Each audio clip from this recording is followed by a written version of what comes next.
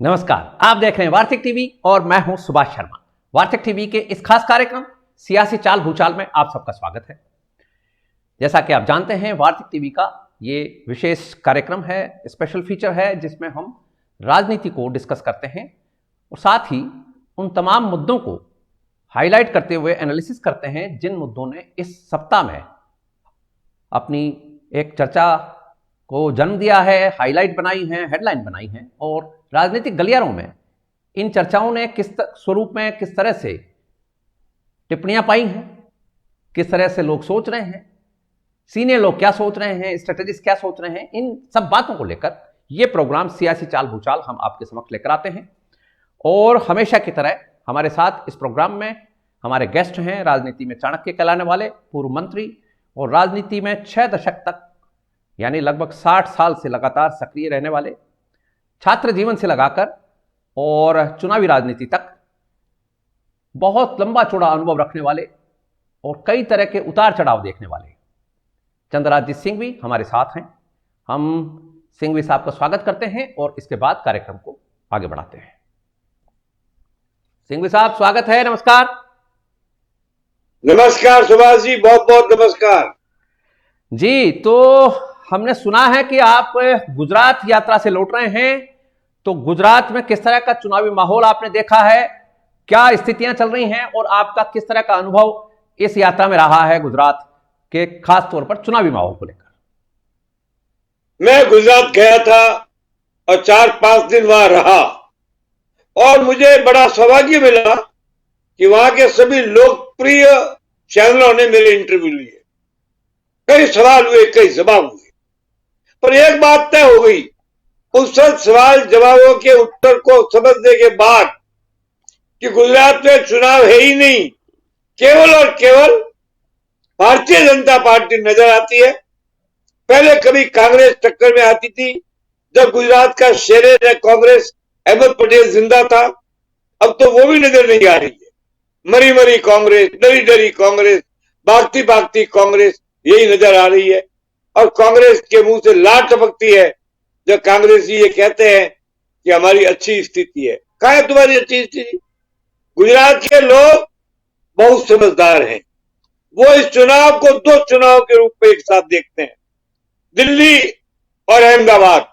उन्हें लगता है दोनों जगह उनका शासन है, भारतीय जनता पार्टी का शासन है, गुजरात का शासन है, गुजरातियों का शासन है, मोदी का शासन है, अमित शाह का शासन है। अरे वो तो अमित शाह और मोदी की जोड़ी की तुलना उस सिकंदर के सामने चाणक्य और चंद्रगुप्त की जोड़ी से करते हैं, जिनके भय से सिकंदर आगे नहीं बढ़ पाया और भागना पड़ा।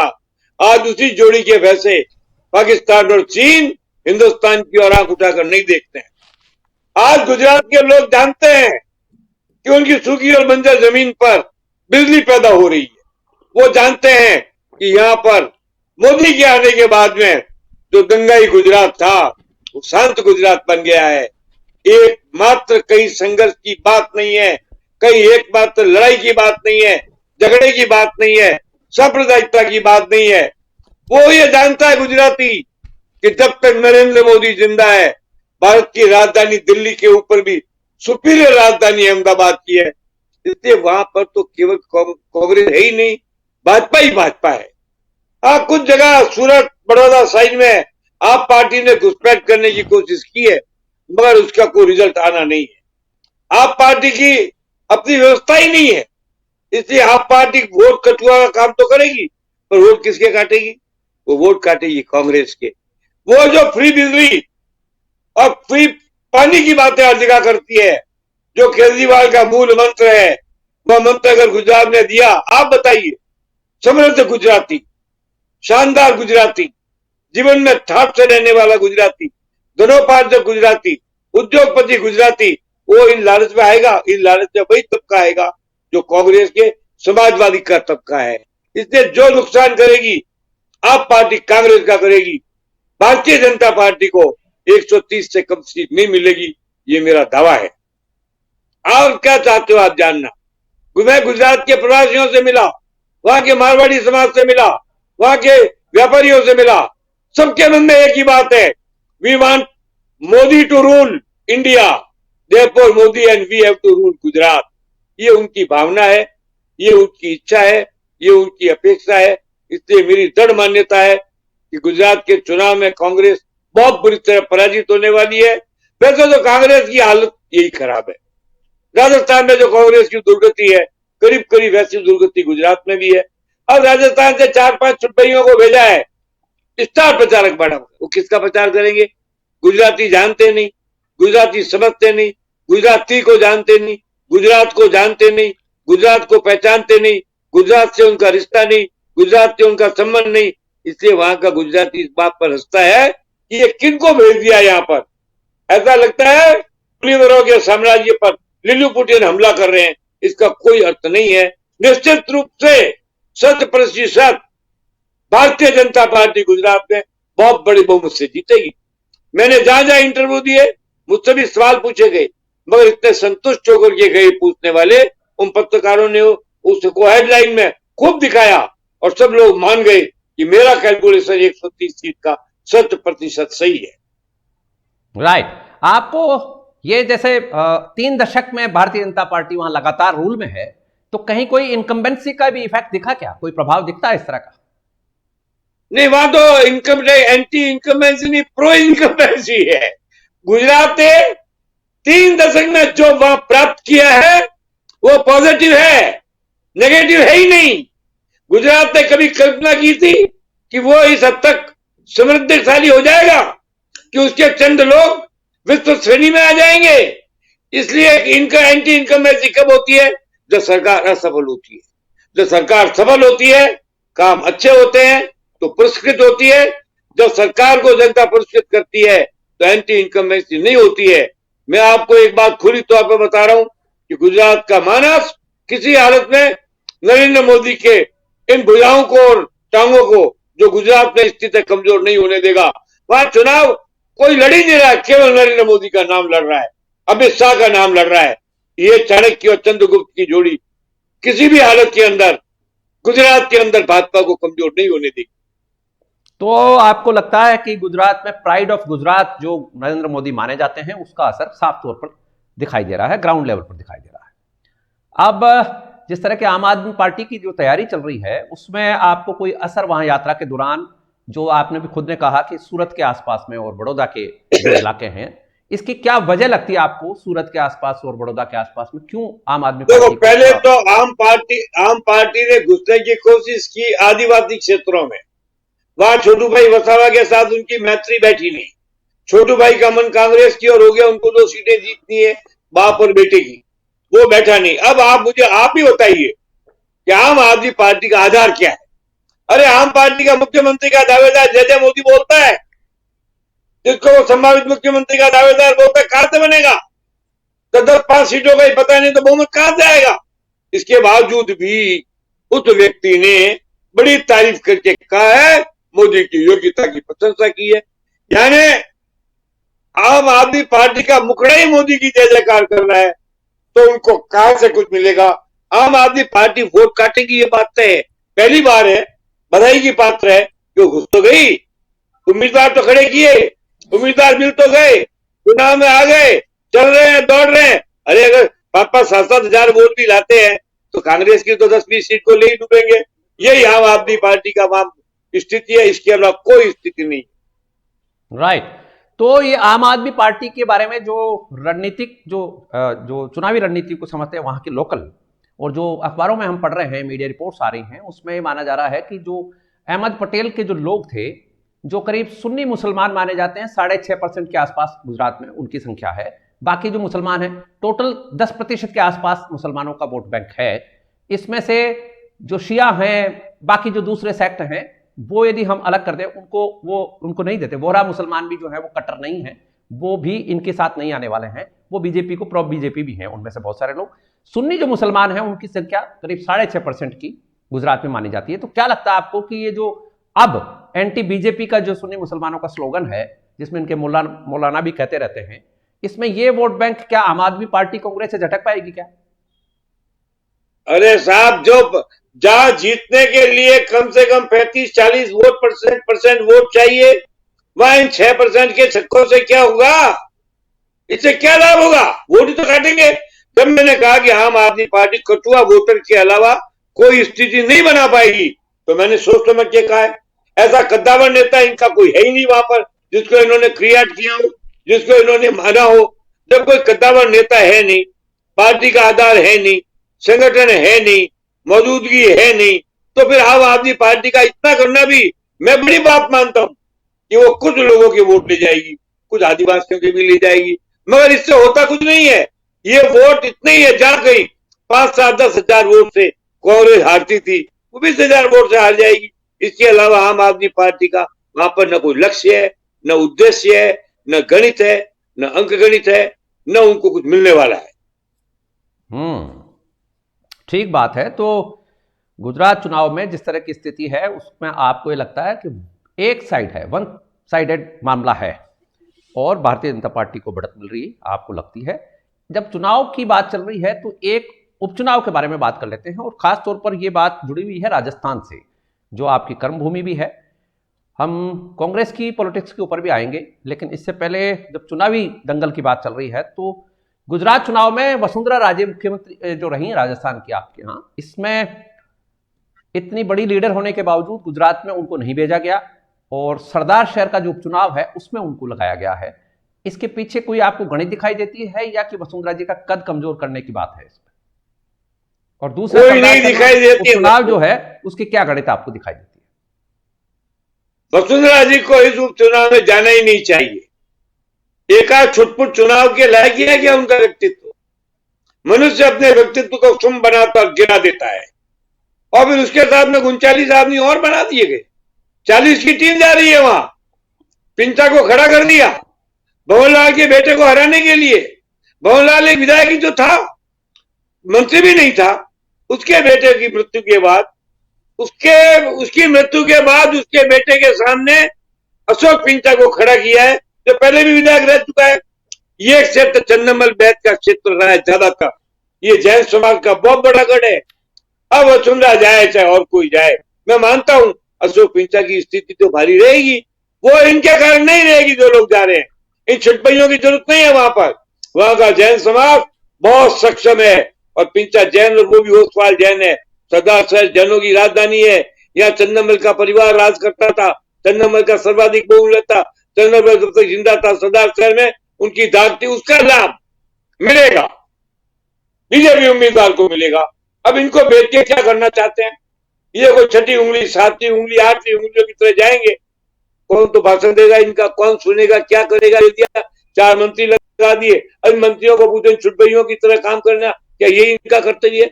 क्या एक चुनाव के अंदर आदमियों को भेजना जायज है? क्या ये भाजपा की आत्मविश्वास की कमी नहीं है? क्या ये भाजपा की आत्म कमजोरी नहीं है? लड़ने देते पिंचा को। वहां का जैन समाज काफी सक्षम है पिंचा को लड़ाने के लिए। अगर जीत भी गया तो इसका श्रेय इन लोगों को नहीं मिलेगा, वो फिर वहां के जैनों को मिलेगा, चंद्रमल्ल के परिवार को मिलेगा, बैत परिवार की सेवाओं को मिलेगा। इनको नहीं मिलने वाला है। ये तो बैती गंगा में हाथ धोने चले गए हैं। जाओ धोयाओ आप, गंगा हो या जमुना, हाथी धोना है तो धो के आ जाओ। इसके अलावा आपका कोई रोल सरदार साहब में होगा इसे मैं नहीं मानता। पर सामने भवनलाल जी के प्रति जो सिंपैथी है, भवनलाल एक जबरदस्त लड़ाकू नेता था। उनकी मृत्यु के बाद उनके बेटे के प्रति जो भवनलाल के प्रति सिंपैथी हो जाएगी तो एक बार तो टक्कर की स्थिति बनेगी। इसलिए मैं इतना मजबूत जैन समाज और पिंचा के होते हुए भी, इन 40 आदमियों के जाते हुए भी मैं ये मान के चलता हूं कि टकराव तो होगा। भवनलाल के प्रति लोगों की संवेदना, उनका व्यवहार, उनकी मित्रता, उनकी लोकप्रियता, वो मेरे परम मित्रों में एक थे जिन्होंने हमेशा मेरा साथ दिया। वो मेरे घर रेगुलर आते थे। हम तकरीबन मेरे से 1-2 साल बड़े छोटे थे। इसके कारण इन 40 आदमियों को क्यों भेजा गया मेरे आज तक समझ में नहीं आया। इसका मतलब भाजपा मानती है कि भवनलाल के प्रति सिंपैथी है और मैं मानता हूं चंद्रमल के परिवार का वहां महत्व है। हमारे दोनों के विचारों में ये टकराव है। देखते हैं किसका क्या रिजल्ट आता है। राइट। तो अब हम एक बहुत इंपॉर्टेंट मुद्दे की तरफ चलते हैं और यह मुद्दा जुड़ा हुआ है कांग्रेस की राजस्थान की पॉलिटिक्स से। पीछे दिनों जिस तरह से अशोक गहलोत के जो गुट के लोग हैं उन्होंने पार्टी के केंद्रीय पर्यवेक्षकों के सामने जिस तरह का बल प्रदर्शन किया उसके बाद पार्टी पर्यवेक्षक अजय माकन नाराज बैठे हुए थे, उनके ऊपर आरोप भी लगे और अजय माकन ने अंततः अपना पार्टी जनरल सेक्रेटरी का जो इंचार्ज जनरल सेक्रेटरी का जो उनका ओहदा था, पद था, उससे इस्तीफा दे दिया है। इस पूरे के पूरे घटना चक्र को आप किस तरह से देखते हैं और अजय माकन की जो स्थिति बनी है? जी, एक बात आप बताइए, दुनिया में स्वाभिमान नाम की कोई चीज है? आदमी अपने स्वाभिमान पर गर्व कर सकता है, जय पराजय पर गर्व नहीं कर सकता। अरे भाई, अजय माकन तो उसमें मौजूद थे खड़गे के साथ, जहां कांग्रेस की मट्टी खराब हुई, कांग्रेस की दुर्दशा हुई, हाईकमान को बेइज्जत किया गया, बड़े बेगुनाह बेलज्जत होकर विधायकों की आड़ में विद्रोह किया गया, मुख्यमंत्री के जय जयकार के नारे लगाए गए। उसके बाद अब जब सचिन पायलट के समर्थकों ने दिव्या उदेरना बधाई की पात्र है, मिस्टर मैं नाम भूल जाता हूं, राजेंद्र गुलाब बधाई का पात्र है, अभी ये यादव भी बोले हैं, इन्होंने खुला कहा है कि जब आपने अनुशासन का नोटिस दे दिया तो कार्रवाई क्यों नहीं? ये किसका अपमान था? ये अजय माकन का अपमान था। मुझे खुशी है कि अजय माकन ने अपने अपमान को महसूस किया और स्वाभिमान की रक्षा के लिए मामूली पद या बड़े पद से इस्तीफा दे दिया। मैं अजय माकन को इस इस्तीफे के लिए बधाई देता हूं और मैं विश्वास करता हूं कि खड़गे साहब भी उनके साथ थे, दोनों के साथ में एक बात बेइज्जती हुई थी। मैं इसके सदुपयोग करते हुए कहता हूं, बेइज्जती हुई थी। तो क्या खड़गे साहब को महसूस नहीं हो रहा है? खड़गे साहब क्या करें, उसको क्या रहे हैं, एक्शन क्यों नहीं ले रहे हैं? आपकी मौजूदगी में नोटिस दिए गए थे, आप स्वयं यहाँ मौजूद थे, तीनों को नोटिस दिया, वक्त बैठे हैं, राहत कर रहे हैं, बड़े बड़े फैसले कर रहे हैं और राहुल गांधी की यात्रा के अंदर स्वागत में भी जा रहे हैं। तो क्या इससे अजय माकन की बेइज्जती नहीं हुई है? ये आला कमान की बेइज्जती है, राहुल गांधी की बेइज्जती है। पर मैं ये मानने को तैयार नहीं हूं कि राहुल गांधी से पर्दे के पीछे स्वीकृति ले बिना अजय माकन इस्तीफा देंगे, इसकी कोई संभावना है नहीं। यानी अप्रत्यक्ष रूप से, परोक्ष रूप से मैं इसको राहुल गांधी का इस्तीफा मानता हूं। राहुल गांधी अजय माकन के अत्यंत सम्माननीय मित्र हैं, वो अजय माकन की बेइज्जती नहीं होने देंगे। और अब दिव्या मंडेरा ने अजीत हिम्मत के साथ कहा है, अजीत हिम्मत के साथ गुड़ा ने कहा है कि इस्तीफा मंजूर नहीं होना चाहिए। तो मैं भी यही कहूंगा कि आम कार्यकर्ता कांग्रेस का चाहता है कि जिसने अनुशासनहीनता के खिलाफ कार्रवाई की पैरवी की हो, उस आदमी का इस्तीफा लेना अनुशासनहीनता को प्रमोट करने के बराबर होगा। ये इस्तीफा किसी हालत में मंजूर नहीं होना चाहिए। राइट। तो ये तो रही राजनीति की चर्चाएं हैं। चूंकि आप देश के सम्मानित नागरिक हैं, सीनियर सिटीजन हैं, इसलिए सामाजिक मुद्दों के ऊपर भी आपसे बात करने का ये उचित अवसर जान पड़ रहा है। हम आपसे ये जानना चाहेंगे, इस वक्त देश में जो एक माहौल बन पड़ा है, ये लव जिहाद को लेकर लगातार जो घटनाएं हो रही हैं, इनको आप किस तरह की मेंटेलिटी में पाते हैं, प्लस इसका क्या इलाज आप ढूंढ पाते हैं? देखिए, ये बात ये तो सामाजिक पतन का एक उदाहरण मात्र है। लव जिहाद का अर्थ क्या है? लव किया, बैठी नहीं और जिहाद हो गया। इसीलिए लोग कहते हैं पुरातन जमाने के अंदर जो सामूहिक विवाह होते या विवाह होते थे या परिवार की स्वीकृति से प्रेम किया जाता था, वो पहले विवाह होता था, बाद में प्रेम होता था। अब पहले प्रेम होता है, बाद में विवाह होता है और इसके अंदर जिहाद का जन्म हो जाता है। ये एक सामाजिक, मैं इसे सामाजिक अन्याय और अपराध मानता हूं। मैं इसकी प्रशंसा कर ही नहीं सकता। राइट। तो आपको लगता है क्या कि इसके पीछे कुछ सोची समझी कोई साजिश है, कोई ट्रेंड है इस तरह का? चूंकि ये घटनाएं भारत में ही नहीं हो रही हैं, अमेरिका में भी इसी तरह से टुकड़े किए गए एक लड़की के, अभी बांग्लादेश की घटना है कल की, वहां पर भी टुकड़ों में काटा गया और सेम कम्युनिटी सामने आ रही है। अमेरिका में भी वही हुआ, बांग्लादेश में भी वही हुआ। ये जो ट्रेंड है, इसके पीछे आपको कोई साजिश दिखाई देती है क्या? हम ये जानना चाह रहे हैं। और ये है हमारे प्रेम की असफलता से उत्पन्न क्रोध असीम। प्रेम में आदमी अंधा हो जाता है, असफल होता है तो क्रोधित होता है, उस क्रोध की सीमा नहीं होती है।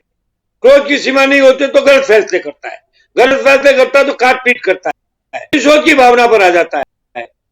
लव जिहाद का अंतिम कभी असफल होती है तो वो प्रतिशोध में बदल जाता है और प्रतिशोध के बाद में आदमी निष्ठा, निकृष्टता और हद तक गिरावट के काम करता है। इसके अंदर कोई राष्ट्र इंपॉर्टेंट नहीं है, कोई व्यक्ति विशेष इंपॉर्टेंट नहीं है। ये लव जिहाद का असफल होना तो एक क्रोध को उत्पन्न करने वाली ज्वालामुखी की तरह होता है, जिसके अंदर प्रेमी और हम प्रेमिका आपसे स्पेसिफिक बात पूछ रहे हैं। सुनिए सुनिए सुनिए, एक बहुत स्पेसिफिक बात है कि क्या मुस्लिम समाज की तरफ से ये हिंदू समाज की लड़कियों को टारगेट किया जा रहा है? क्या एक षड्यंत्र है क्या कोई? ये नहीं, ऐसी बात है। ये बात आपका प्रश्न महत्वपूर्ण है, निरर्थक नहीं है। ये तो है कि मुस्लिम समाज के अंदर लड़कियों, एक लड़की, दो लड़की, चार लड़कियों से आदमी शादी कर लेता है। इसलिए उसके लिए तो लड़की को लाना और शादी करना, मूर्ख बेवकूफ बनाना कोई बड़ी बात नहीं है। ये उनके संस्कृति का पार्ट है। गलती तो उन हिंदू लड़कियों की है जो बहकावे में क्यों आती है, झूठे लविया में क्यों फंसती है। उनका तो कोई, उनका दोस्त आप मुसलमानों पर क्यों मरते? उन पर मरो जिनके माँ बाप ने अच्छी संस्कृति नहीं दी, संस्कार नहीं दिए, उनको बताया नहीं कि उनका परिवार क्या है, उनका धर्म क्या है, उनकी नियति क्या है, उनकी जिम्मेदारी क्या है, उनका खानदान क्या है, उनकी प्रतिष्ठा बताते ही नहीं है। आजकल तो लड़कियां 12-13 साल की होने के बाद में धीरे धीरे स्वतंत्रता की ओर बढ़ते हुए गलत से गलत कदम उठाती है। ऐसे के अंदर जो लड़के मिल जाते हैं, कोई मुस्लिमों का ठिकाना नहीं है, और अधिकांश मुसलमान हिंदू लड़कियों के पास रहते हैं, क्योंकि मुसलमान लड़कियों की तो उन्हें परवाह होती नहीं है। उनसे तो कभी शादी भी कर लेंगे और 3 तलाक देकर छोड़ भी देंगे। हिंदू लड़की को फंसाने का उनका एक अगर अंदाज है तो दुर्भाग्यपूर्ण है। ये क्रोध उत्पन्न करना है, ये घृणा उत्पन्न करना है, ये उचित नहीं है। राइट। तो बात आपने बहुत उचित कही है कि हम सिखा नहीं पा रहे हैं, और हमारे यहाँ जितने भी ये जो सो कॉल्ड प्रोग्रेसिव लोग हैं, ये जो दर्शना देते हैं वो ये देते हैं। उदाहरण देखिए आप, अभी पीछे ही दिनों बड़ी कंट्रोवर्सी चल रही है, सीता ने राम की अग्नि परीक्षा ली थी, एक। दूसरा कि हिंदू जो धर्म है वो धर्म जो है वो दकियानुसी लोगों का धर्म है, मुसलमान जो है वो प्रोग्रेसिव हैं। ये इस तरह की दर्शना भी है। और एक और बात चल रही है जो कांग्रेसी खेमों की तरफ से इन दिनों बड़ा प्रचार किया जा रहा है कि ये जो भारतीय जनता पार्टी के नेता हैं आपस में लड़ा रहे हैं, जबकि राहुल गांधी जो हैं वो कभी नहीं कहते कि किससे शादी करें, किसको क्या खाना खाएं। यानी इसका कहने का मतलब यह है कि आप यदि कुछ भी करना चाहें, do what ever you do, आपको खुली छूट है, कुछ भी खाएं। ये गाय का मांस खाने में भी यही नारा आया था कि खाने दो, जिनका खाना है उनको। सुभाष जी, आप कांग्रेसियों से सनातन हिंदुत्व और जैनित्व की रिक्शा मत लो, इनका लेना देना नहीं है कोई। आप ये बताइए, स्वयं राजीव जी की शादी किससे हुई? Was it not intercaste marriage? International intercaste marriage, intercaste, international. आप मुझे ये बताइए, जब हिंदू धर्म के लोग स्वयं कमजोर हैं, अपनी संस्कृति को ठोक पीट करके मजबूती से जमा नहीं सकते, तो आप मुसलमानों को दोष क्यों देते हो? अपनी लड़कियों को दोष दो, उनको दोष दो। कहा कि प्रगति विचारधारा है, कहा कि पवित्र चरित्रवान विचारधारा हिंदुत्व की। ये लोग हैं, इनको तो धर्म का कोई अर्थ ही नहीं है। ये तो सेक्स, मीट एंड वाइन इसके मास्टर हैं, हिंदू तो है नहीं। इसलिए हिंदुत्व विचारा पिसता है। लेकिन अब धीरे धीरे हिंदुओं में भी ये भावना दट कर गई कि अगर ऐसा किया गया तो बहुत बुरा होगा। इसीलिए संजय गांधी ने एक नारा दिया था, बहुत अच्छा था, फैमिली प्लानिंग का, 2 हमारे 2, अब इनके 2, इनके 18 और हमारे 2। ये आपको रोकना पड़ेगा। कॉमन कोड जो लाना चाहते हैं मोदी, वो लाना ही पड़ेगा, तब जाकर के ये रुकेगी। वरना उनको क्या है, मुसलमानों से एक लड़की को हिंदू को फंसा दिया, फिर छोड़ दिया, फिर 3 तलाक देकर ये दूसरी शादी कर लिए, तो भाई उनका है, उनका सिस्टम है। हमारे धर्म का ये सिस्टम नहीं। तो मुख्य कोज जो आपको, मुख्य कारण जो लग रहा है, ये 4 शादी वाला लग रहा है। और इसमें ये बात आपकी बिल्कुल उचित है कि यदि इसका इलाज कर दिया जाता है तो फिर जैसे हिंदू इस तरह की कोई हरकत करने से डरता है, हिंदू का मतलब जैनियों से, हमारा सिखों से, इन सब से है, इवन क्रिश्चियन से भी है। क्रिश्चियन भी नहीं कर सकता है क्योंकि उसके ऊपर भी कानून लागू हो जाता है। यदि उसकी पत्नी शिकायत कर देती है तो वो भी जेल चला जाएगा। ये मुसलमानों के साथ आपने बिल्कुल राइटली पॉइंट आउट किया। इसका इलाज भारत सरकारों को तुरंत प्रभाव से करना चाहिए कि 4 शादियों की छूट बिल्कुल बंद होनी चाहिए, इमीडिएटली बंद होनी चाहिए। हम 2 हमारे 2 की तो बात बाद में करना, पहले शादियों को तो कंट्रोल कर लीजिए। लेकिन इसी देश में बिल्कुल हाँ, सुभाष जी, आपने बहुत ताकतवर तरीके से मेरी बात की पैरवी की है। आप धन्यवाद के पात्र हैं। असल के अंदर जिस धर्म के अंदर शादी जैसे पवित्र बंधन को मजाक बना दिया जाए, उस धर्म से आप क्या अपेक्षा करोगे? उन लोगों ने जिन्होंने पत्नी की पवित्रता को 3 शब्दों के अंदर संकुचित कर दिया और पवित्रता को खत्म करने के लिए 3 लाइन का नारा दे दिया, उनसे आप उम्मीद क्यों करते हो? मैं गलती हिंदुत्व की मानता हूं, सरकार की मानता हूं। Immediately civil code of conduct आ ही जाना चाहिए। इस देश की सबसे बड़ी जरूरत सिविल कंडक्ट का, सिविल कोड का एक जैसा होना और आबादी के ऊपर एक कानूनी नियंत्रण होना। इसके बिना ये देश गर्त में जाएगा, दुनिया की कोई ताकत नहीं बचा जाएगी। मोदी देश को चाहे अंतरराष्ट्रीय स्तर पर बचा ले, पर मोदी जी अगर आपने हिंदू सिविल कोड की जगह कॉमन सिविल कोड ले आए तो देश आपको याद करेगा, वर्षों तक नहीं, सदियों तक। बिल्कुल ठीक कहा आपने। ये जो भारत जोड़ो के प्रयास में लगे हुए हैं राहुल गांधी, इनको भी इस तरफ ध्यान देना चाहिए। ये असल में संप्रभुता को यदि कहीं कोई कमजोरी आती है तो इसी तरह के जो कानून बने हुए हैं उनसे आती है। आप संप्रभुता कैसे ला सकते हैं? देश में समरसता कैसे ला सकते हैं? देश में एकता अखंडता कैसे ला सकते हैं? जबकि ऐसे नियम कायदे आपके मौजूद हैं। एक समाज 4-4 शादियां करके, 4 के बाद भी कर सकते हो आप, 4 तो एट ए टाइम कर सकते हो, तलाक लेकर आप 20 भी कर सकते हो। ये आदिवासी समाज की औरतों को फंसाया जा रहा है, दूसरी तीसरी चौथी बीवी बनाया जा रहा है उनको, और वहां पर जमीनें ली जा रही हैं। ये जो कांड चल रहे हैं इनकी तरफ ध्यान नहीं है आपका। भारत जोड़ने निकले हैं तो भारत को इस तरह से जोड़ेंगे? भारत में तो टुकड़े पहले से समाज में ही हो रखे हैं। आप उसकी क्यों नहीं बात करते हैं कि देश में 4 शादियों का नियम इमीडिएटली बंद होना चाहिए? लेकिन वो नहीं कहेंगे। अभी जा रहे हैं वहां पे श्रीनगर में तिरंगा फहराने। सुभाष जी, भारत जोड़ो का तो राहुल का नारा है। असल में तो वो कांग्रेस जोड़ने के लिए निकले हैं। जहां जहां जाते हैं वहां कांग्रेस और ज्यादा टूटती जा रही है। गुजरात में भी गए लोग, महाराष्ट्र में गए लोग, हिमाचल प्रदेश में भी गए लोग, मध्य प्रदेश में बड़े बड़े नेता चले गए। इसलिए भारत जोड़ो वाली यात्रा का तो अब कोई अर्थ रहा ही नहीं है, क्योंकि सारा गुजरात और देश जानता है कि भारत जोड़ने का काम तो 589 रियासतों को तोड़कर एक गणतंत्र के रूप में वल्लभ भाई पटेल कर चुके हैं। अब जुड़े हुए भारत को क्या जोड़ोगे आप? क्या जोड़ोगे? जुड़े हुए भारत को जोड़ने जा रहे? यदि समाज की समरसता को कायम रखना है, संप्रभुता को, तो तभी कायम रहेगी। इसमें चाहे राहुल गांधी हो चाहे नरेंद्र मोदी हो, ये जो आपने मुद्दा उठाया है 4 शादी वाला ये मुद्दा है, कॉमन सिविल कोड जिसकी बात आपने करी है, यूनिफॉर्म सिविल कोड की बात आप जो कर रहे हैं, ये इमीडिएटली लागू हो जाना चाहिए। अदरवाइज ये समाज में आए दिन लव जिहाद की और सिर तन से जुदा की जो घटनाएं हो रही हैं ये होती रहेंगी, क्योंकि एक समाज को आपने बढ़ती जाएगी, बिल्कुल ये बढ़ती जाएंगी और समाज में और कटुता पैदा होगी। ये जो छूट दे रखी है आपने एक पर्टिकुलर समाज को, और इस तरह से कन्वर्ट करने के लिए भी आप एक तरह का प्रोत्साहन दे रहे हैं कि बाकी जो समाजों के लोग हैं वो 4 शादी करने के चक्कर में कन्वर्ट और हो जाए। ये भी एक चक्कर चलाया जा रहा है। इससे तुरंत प्रभाव से निपटा जाना चाहिए। तो आपने जाना, ये था आज का हमारा प्रोग्राम, और हमारे प्रोग्राम में हमारे साथ जुड़े हुए थे राजनीति में चाणक्य कहे जाने वाले पूर्व मंत्री और राजनीति में लंबा चौड़ा अनुभव रखने वाले चंद्रराजी सिंघवी। सिंघवी साहब, आपका बहुत बहुत आभार, धन्यवाद, नमस्कार। धन्यवाद। तो आपने सुना, ये है असली निदान समाज को एक रखने का, ना कि पॉलिटिक्स करने का और वोट बटोरने का।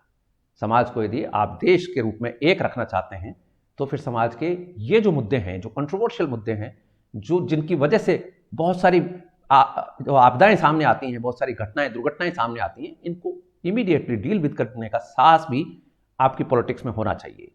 आप इस बारे में क्या सोचते हैं? आप अपना फीडबैक जरूर दीजिएगा। आपने हमारा कार्यक्रम ज्वाइन किया, इसके लिए आपका बहुत बहुत आभार, धन्यवाद। I wish you good luck, success and happiness. Thank you so much.